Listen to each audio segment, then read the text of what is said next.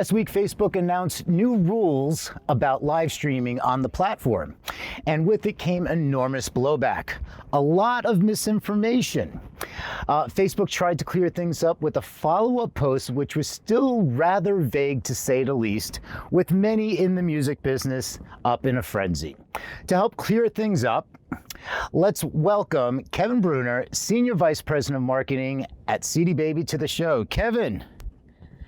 Oops. Hey there. Thanks for having me. Hey, there you are. Hey, how are things out west? There. Thanks for having me. Hey, great. A little smoky, but we're trying to get through it.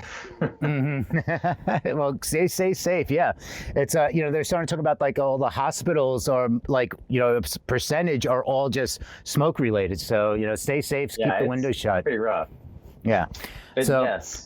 So yeah, I don't know where to start because there's so many things, but I think where the trigger point was that Loudwire article, which I guess many could consider as sensational and misleading about what's going on with Facebook. So and I know you've been posting, and thank you for updating us from the distributor side, but also as a musician.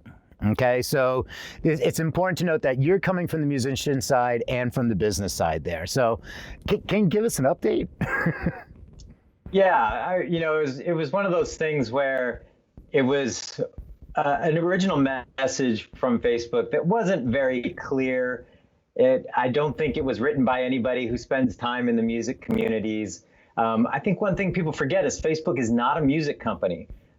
Their music staff is teeny tiny compared to the tens of thousands that work there. So they are a social platform. So they're not going to have their finger on the pulse of how to communicate with artists in a case like this. So a little bit of grace on their part for that. However, they had an unclear message, and then the press just, did what it does and just said things that were completely false.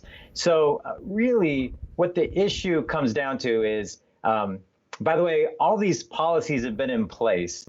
What they were just trying to do is just clarify and say, hey, by this date, you should understand that these are our policies. Because they had started putting these in place over time. And I think they got to the point where they realized, hey, we've never really clarified this to everybody. And the key point that everyone was tripping on is their usage of the term listening experience. Now, as an artist, I hear listening experience and I think, well, my live stream where I'm playing to my fans and doing a live stream concert, that's a listening experience. But that's not what Facebook was talking about at all. What they don't want is people turning Facebook into Spotify or YouTube. They don't want people pushing play on Facebook and going about their day, working, cleaning the house, doing whatever while Facebook is playing in the background. That's not what they want. The majority of people are doing everything right because these policies have been in place for a while. So if you've been an artist doing live streams and not having any problems, there's no real change happening that should impact what you've been doing.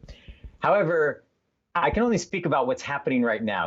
I don't work at Facebook, so what we see happening and what we are told that we should, tell our artists and the policies that are in place are, what they are right now. And a lot of these are algorithmically generated or are policies that are managed by algorithms. So who knows when those get tweaked or turned up or adjusted. But anyway, so really what they want to avoid is artists uploading what's called an art track, which is like your album art and just the music. These are all over YouTube and they're perfectly fine on YouTube.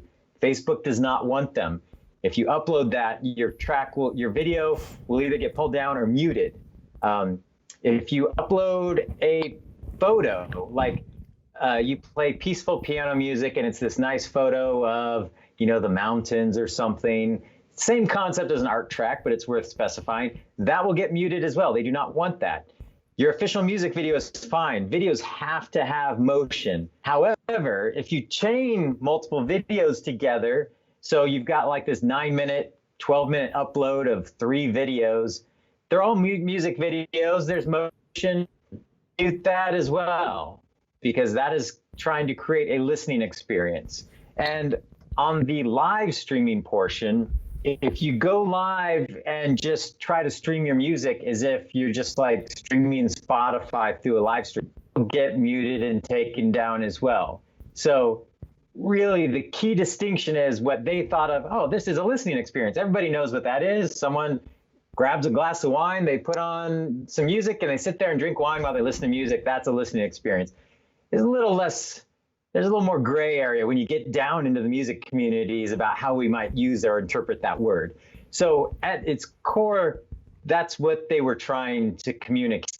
Now, having posted all that information on Facebook and hearing so many stories from artists, I can say that, you know, their system is still in its infancy. So there are things that are going to be false positives. There's going to be things that maybe seem outside of any of the what I just described, like very edge cases, because it's technology, it's not perfect, and they're trying to just manage a whole lot of various rights usages that they don't have the system built out yet, like YouTube. So that's really what they were trying to clarify is we want you to be performing, we want you to be engaging, we want you to be doing things where you're talking to the audience, where they're commenting back.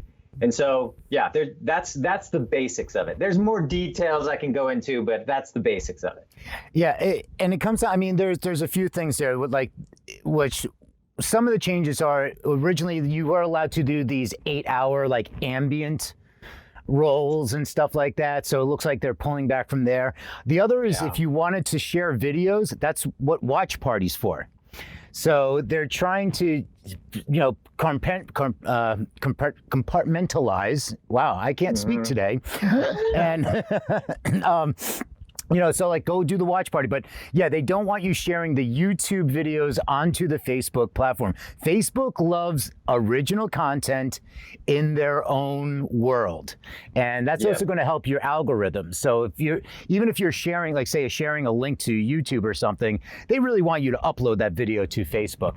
So the things, nothing's changed in the sense of don't play other people's music, don't play other people's videos. So those things aren't changed. It's also about the enforcement, though. And I think that's where a lot of this was because of the vagueness. And Facebook kind of, let's say it was just the cover our ass policy of saying, don't put anything up there that'll get us in trouble. Yeah. Well, and what you mentioned there also, there's some confusion around that because they also were vague in their language when talking about using other people's music. Usually, and when you see that in other social platforms, what they're really talking about is the master recording. Don't use someone else's master recording. And so, artists were like, this means I can't play covers anymore. I have not seen that to be true. And so but you cannot play someone else's master recording. However, just like you mentioned the DJ thing, yes, people that used to go on there and do just like these long DJ mixes, this isn't your platform anymore. They don't want that. But I have seen artists who don't move enough, crazy enough, that they're performing, they're sitting so still, like whether they're doing electronic music, they might be singing, but they're so still that the algorithm thinks it's a listening experience. So there's some nuance to it as well. And also the other thing working with some artists and having them send me the messaging they've been getting, and their messaging isn't all dialed in around this either. So when your track gets muted because of a listening experience, the message you get might say because of a copyright violation, which is very confusing and drives the confusion because it's a listening experience issue. And, back in the early days of YouTube, we went through a lot of this as well, where they were, people would sign up for CD Baby for YouTube monetization. We would monetize that track and they would get this very intense copyright notice saying that CD Baby is claiming the rights to their song. And it just felt like doom and gloom. And we just stole their. And so there's a lot of nuance and dialing things in that they need to do.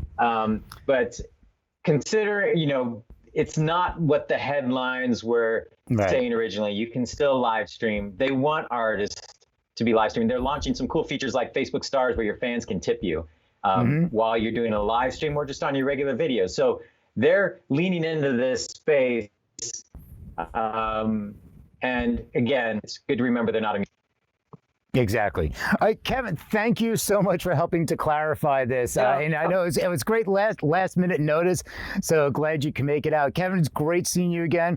We're going to have to keep on following up. And the one thing you said, and I thought it would be funny, is like if you were posting something up on YouTube and you working at CD Baby got a takedown notice saying your music was violated by CD Baby. So yes. All right. That's how the messaging used to look. So it takes a while for them to dial these things in, but exactly. The world is not ending, at least not from this. So not from this. All right. Stay safe, Kevin. And all right. All right. All right. I'll talk to you soon. Thanks for having me.